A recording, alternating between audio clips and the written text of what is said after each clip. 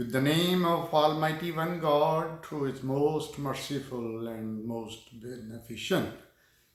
My friends, my name is Dr. Abu Abdullah, and we were discussing the role of contribution of Muslims in science and arts in medieval time or golden age.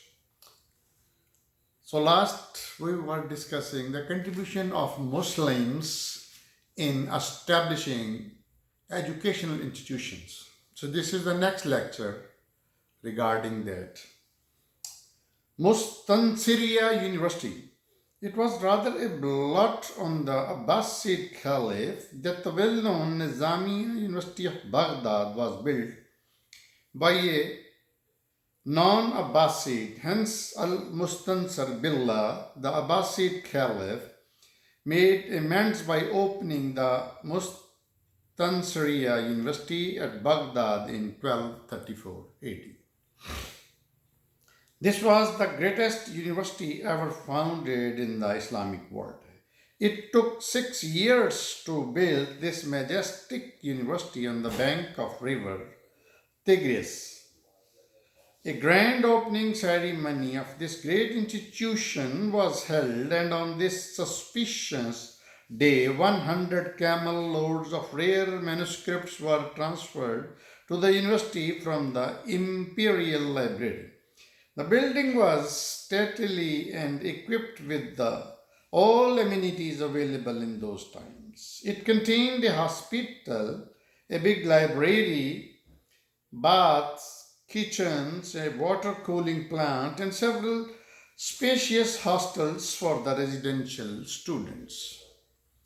The education in the university was free, and the students were also provided with free boarding and lodging as well as a monthly stipend or scholarship of a gold sovereign each. Properties yielding an income of about half a million rupees per annum were given as endowment for the expenses of the university. Allama Zahabi has given details of the working of this institution in his well-known work Tarikh Diwalal, Islamic History. The building had a of clock of clepsydra type at an entrance, whose dial was blue like that of the sky, and a sun which constantly revolved across its surface denoted the time. This clock was made by Ali bin Saghlab Balbaki, the celebrated astronomer of his time. The Caliph had built the university as a seminar for the four orthodox rites, and all the four law schools were represented in it. A detailed description of the university building is available in the memoirs of Ibn Battuta, who visited it in 1327 AD. The ruins of the famous university are still visible, and part of it has been taken over by the Department of Antiquities. Ayyubid institution in the reign of Ayyubi. The patronage of learning and the deep interest taken by the Nuruddin Muhammad Zangi and Sultan Salahuddin in public welfare activities, especially the advancement of education, once more reminded people of the days of Mamun al-Rashid and Nizamul Mulk Tusi. Nuruddin founded a big institution in Aleppo, Halib, Hamas, and Balbak. He built a great college in Damascus, his capital city. Nuruddin had the distinction of establishing the first Darul Hadayat, house of tradition. Allama ibn Jubair, who visited Damascus 578 AH, founded 20 big colleges there. It was proclaimed, however, would build an institution, the entire expenditure would be met by the imperial pursuit. A big piece of property, including 7 gardens whose annual income was 500 gold pieces was set aside for meeting the expenses of Western students. 500 students were paid honorarium from the imperial treasury. Nuruddin Zangi himself from his private property created a trust for institution whose annual income was more than 9,000 gold pieces.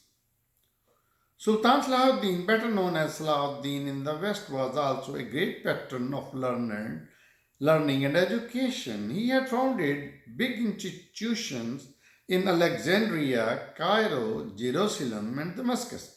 According to Allama ibn Jubair, any student who resided in the hostels of Alexandria was paid his full expenses.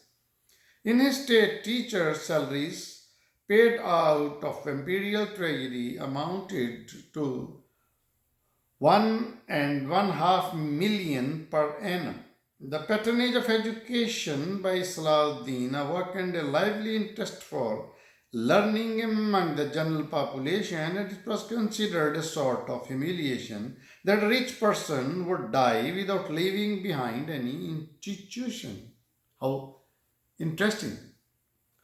Malik al-Zahir, the gifted son of Salahuddin, kept up the tradition of his father and founded 2 schools called Shafiya and Darul Hadaid, House of Tradition, in Aleppo, which made this city a center of learning. Education in Spain.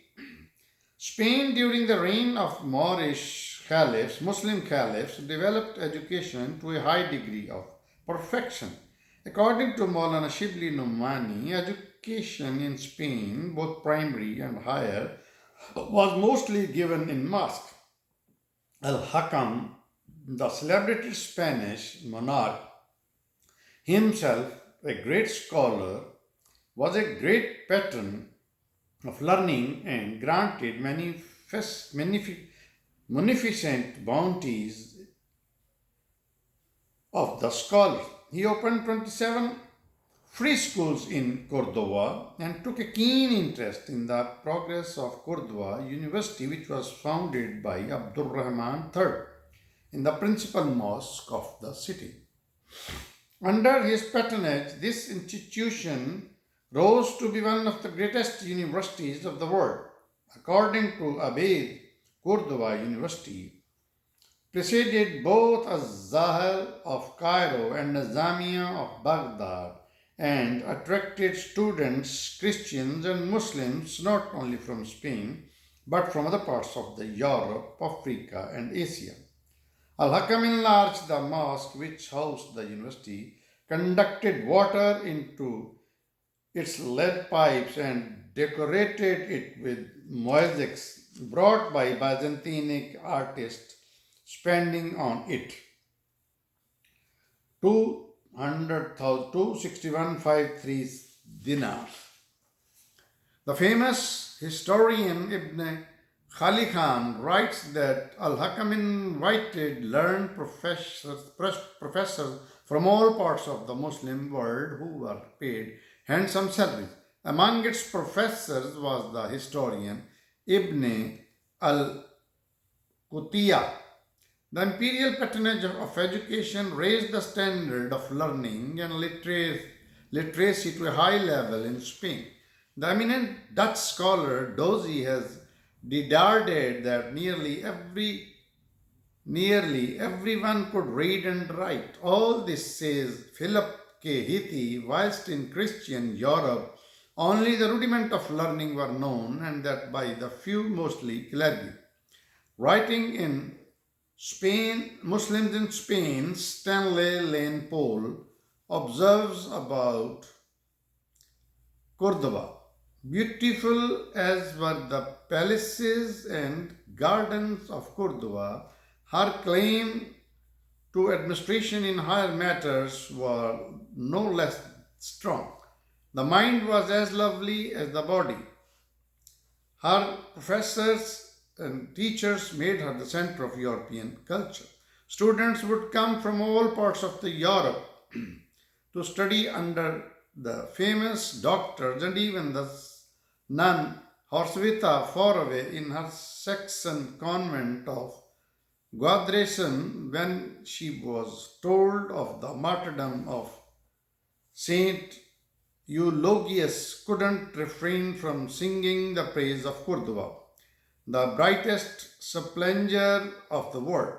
Every branch of the science was seriously studied there, and medicines received more and greater additions by the discoveries of the doctors and surgeons of Andalusia than it had gained during all the centuries that had elapsed since the days of Galen. Astronomy, geography, chemistry, and natural history were all studies with ardor at Cordova.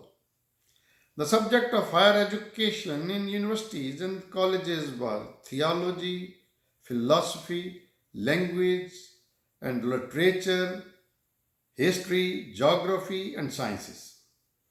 Several principal cities of Spain, including Cordova, Granada, Sevilla, and Malaga, possesses universities, colleges, and institutions of higher education whose enrollment ran into thousands. The University of Cordova taught, among other subjects, jurisprudence, astronomy, philosophy, mathematics, and medical science.